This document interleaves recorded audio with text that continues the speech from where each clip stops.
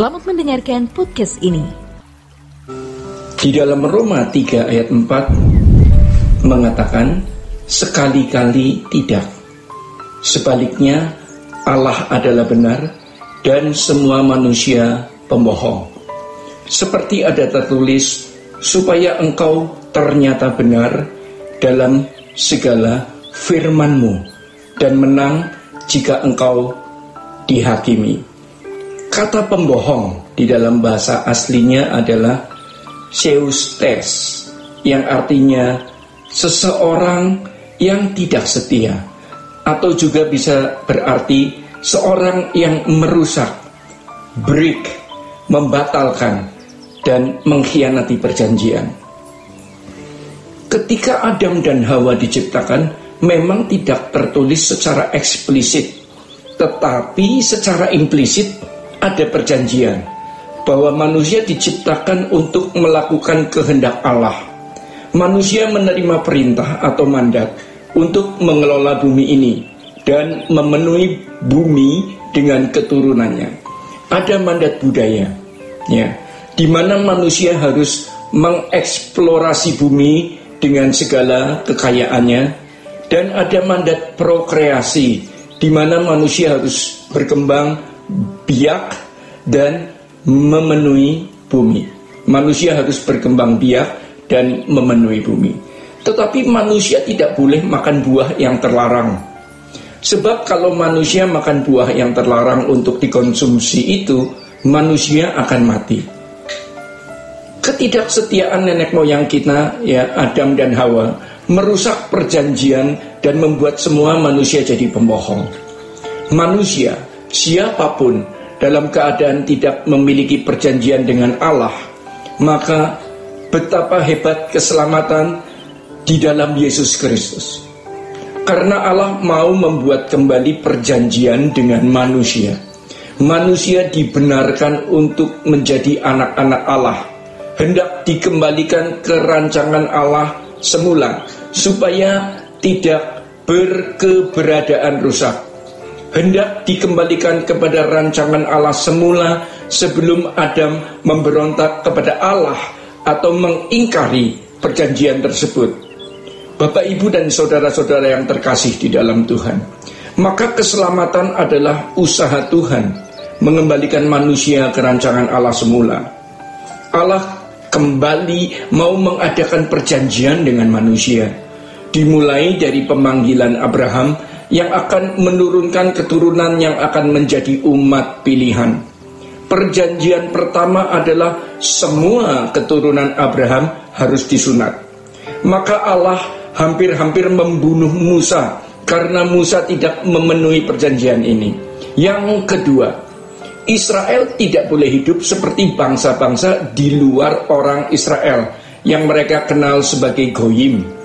Artinya orang yang bukan umat pilihan, karena mereka memiliki Taurat. Tindakan Allah di perjanjian lama dengan sejarah kehidupan umat pilihan merupakan tindakan nubuatan, tindakan profetik untuk umat perjanjian baru. Allah mengadakan perjanjian dengan sunat dan pemberian hukum Taurat.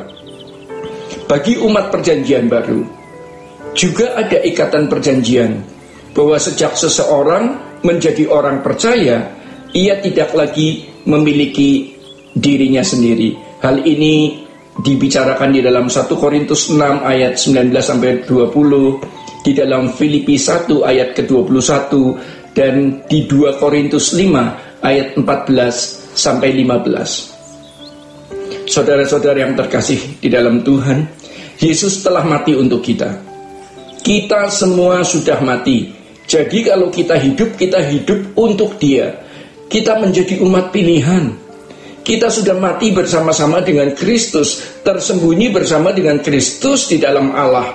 Jadi kita hanya memikirkan perkara-perkara yang di atas, bukan yang di bumi. Jadi jangan merasa orang Kristen tidak punya ikatan perjanjian.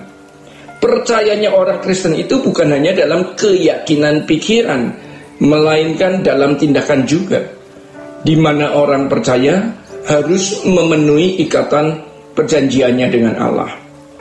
Orang-orang Yahudi tidak mengenal Kristus karena memang belum ada Injil. Atau setelah ada Injil, banyak mereka yang memang mengeraskan hati. Tetapi jangan lupa, mereka itu memiliki hukum. Mereka berusaha juga melakukan hukum. Sementara agama Kristen itu bukan agama hukum. Kalau agama-agama samawi lain itu memiliki hukum dan sanksinya.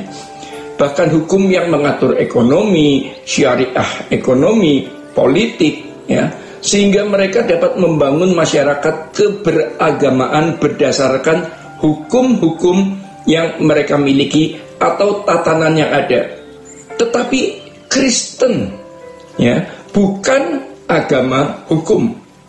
Lalu apakah berarti orang Kristen tidak memiliki hukum sehingga boleh liar? Tentu tidak. Orang Kristen memiliki tatanan atau ikatan perjanjian dengan Allah, yaitu sunat batin dan meterai Roh Kudus. Tatanan kita adalah Allah sendiri, ya, karena firman-Nya mengatakan, kuduslah kamu sebab aku kudus. Roh Kudus pasti memimpin orang percaya untuk hidup dalam standar kesucian Allah. Maka sunatnya adalah sunat batin. Tatanannya jauh lebih tinggi dari tatanan hukum pada umumnya. Kalau agama Yahudi mengajarkan tentang zina, artinya melakukan hubungan seks di luar nikah. Tetapi kalau bagi orang percaya, melihat lawan jenis lalu mengingininya, itu sudah termasuk berzina. Kalau hukum mengatakan mata ganti mata, gigi ganti gigi, kalau orang percaya batiniah, kasihi musuhmu, berbuat baik kepada orang yang menganiaya kamu. Kamu membenci saudaramu, kamu adalah pembunuh. Maka menjadi Kristen, hidupnya tidak bisa terbagi oleh apapun. Kristen yang benar atau menjadi orang percaya yang benar, hidupnya benar-benar dipersembahkan kepada Allah. Jadi kalau mengakui Yesus sebagai Tuhan, kita harus tunduk. Kalau mengakui Yesus sebagai juru selamat, kita harus masuk dalam proses dikembalikan ke rancangan Allah semula. Kalau kita meyakini bahwa Yesus telah lahir di kota Bethlehem, mengakui perendahan dirinya yang begitu hebat, maka patut kita teladani. Dia telah mati di kayu salib dan bangkit. Dan kita sudah selayaknya meneruskan karya keselamatan ini sampai ke ujung bumi. Maka kita mesti menjadi saksinya. Itulah ikatannya. Oleh karena itu, Bapak Ibu yang terkasih di dalam Tuhan, tidak ada orang Kristen yang tidak menjadi hamba Tuhan. Kalau ia seorang Kristen yang benar, jadi tidak ada orang Kristen yang tidak menjadi misionaris. Dan tidak ada orang Kristen yang tidak menjadi saksi. Bapak, Ibu, dan saudara-saudara yang terkasih di dalam Tuhan, demikian kebenaran pada saat ini. Tuhan Yesus memberkati. Sola Gracia.